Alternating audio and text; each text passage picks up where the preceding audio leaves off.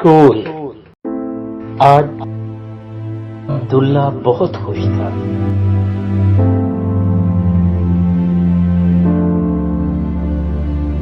کیونکہ آج اس کے بیٹے حذیفہ کا اسکول میں پہلا دن۔ عبداللہ دن بھر رکشہ چلاتا اور جو کماتا اس سے گھر والے اللہ کا شکر ادا کرتے، زندگی گزارتے۔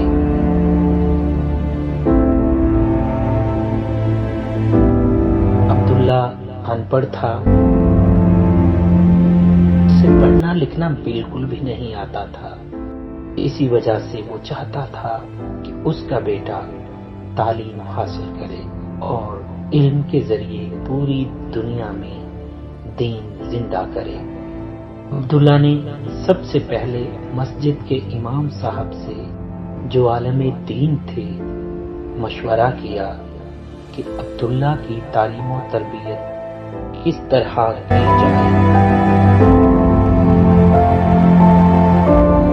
امام صاحب نے عبداللہ کو مشورہ دیا کہ سب سے پہلے حذیفہ بیٹے کو کسی اچھے دینی ماحول والے اسکول میں داخلہ دلوا دو، پھر کچھ عرصہ بعد جب حذیفہ بیٹا اچھی طرح پڑھنا لکھنا سیکھ لے تو اسے کسی اچھے مدرسے میں حفظ یعنی قرآن یاد کروا دیا جائے۔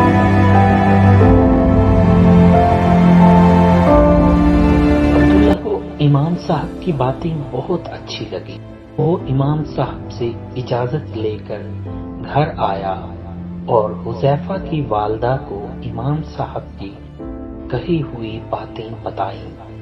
حذیفہ کی والدہ ایک سمجھدار خاتون تھی، وہ بھی ان باتوں پر عمل کرنے کے لیے فوراً تیار ہو گئی۔ عبداللہ گھر کے قریب موجود اسکول گیا اور حذیفہ کا داخلہ اسکول میں کروا دیا۔ آج حذیفہ کا اسکول جانے کا پہلا دن تھا۔ ایسے لگ رہا تھا کہ عبداللہ کے گھر میں عید آ گئی ہے۔ گھر والے خوش تھے کہ آج حذیفہ اسکول جائے گا۔ حذیفہ کو اسکول کی نئی وردی پہنائی گئی۔ امی نے جلدی سے لنچ باکس میں حذیفہ کا پسندیدہ کھانا رکھ دیا اور حذیفہ کو پیار سے سمجھایا کہ دیکھو بیٹا، جب کھانے کا وقفہ ہو تو ہاتھ دھو کر بسم اللہ پڑھ کر سیدھے ہاتھ سے کھانا کھانا اور اپنے ساتھیوں کو بھی کھلانا۔ حذیفہ میاں اپنے ابا جان کے رکشے میں بیٹھ کر اسکول پہنچے، لیکن یہ کیا، ہی عبداللہ حذیفہ کو اسکول چھوڑ کر واپس آنے لگا، حذیفہ نے رونا شروع کر دیا اور اس زور سے رونا شروع کیا کہ عبداللہ کو اسے واپس گھر لانا پڑا۔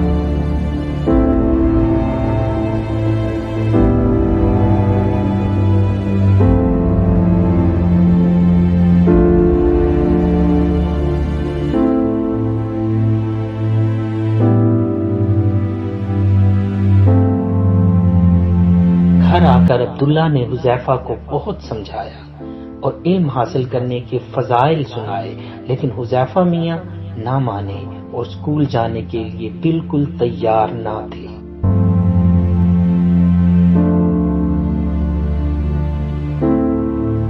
اب تو عبداللہ بہت پریشان ہوا اور حذیفہ کی والدہ سے مشورہ کیا۔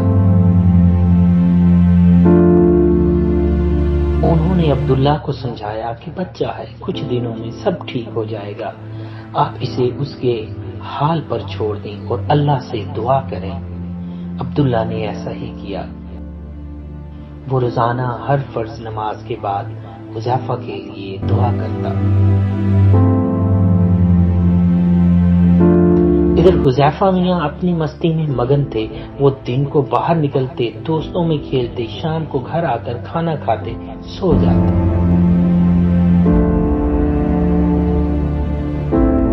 ایک دن حذیفہ اپنی عادت کے مطابق شام کے وقت کھیل کے میدان پہنچے تو وہ یہ دیکھ کر حیران رہ گئے کہ ان کا کوئی دوست بھی کھیلنے نہیں آیا۔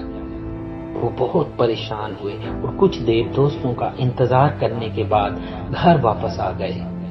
दूसरे दिन भी यही हुआ, यहाँ तक कि पूरा हफ्ता गुजर गया। अब हुज़ैफा ने भी घर से निकलना छोड़ दिया। एक हफ्ते के बाद हुज़ैफा के दरवाजे पर किसी ने दस्तक दी। हुज़ैफा ने दरवाजा खोला तो उसके सारे दोस्त खड़े थे। वो हुज़ैफा को खेलने के लिए बुलाने गए थे।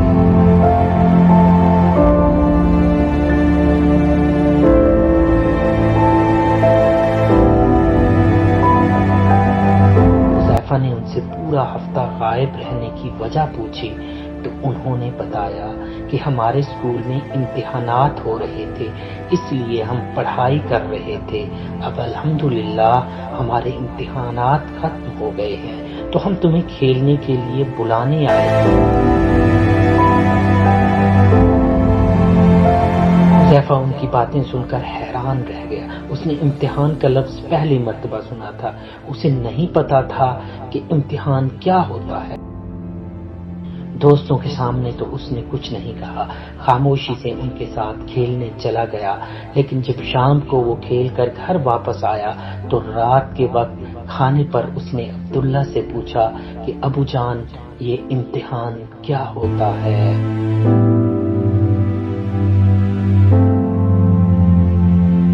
अब्दुल्ला ने कहा कि बेटा, जो बच्चे स्कूल में पढ़ते हैं उनकी पढ़ाई का साल गुजरने पर उनसे इस पढ़ाई के मुताल्लिक सवालात किए जाते हैं और देखा जाता है कि किस बच्चे ने अपना सबक अच्छी तरह याद किया है।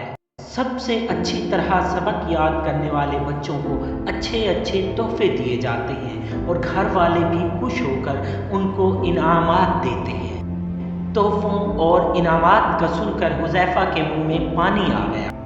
उसने अपने अब्बू से कहा, अबू अबू, क्या मुझे भी इनामात मिल सकते हैं? अब्दुल्ला ने कहा, क्यों नहीं, अगर तुम स्कूल जाओ और दिल लगाकर पढ़ो तो तुम्हें भी इनामात मिलेंगे और तुम्हारे अम्मी अब्बू भी खुश होंगे। और जब किसी बच्चे से उसके अम्मी अब्बू खुश हों तो उससे अल्लाह भी खुश होता है और हर काम में उसकी मदद करते हैं।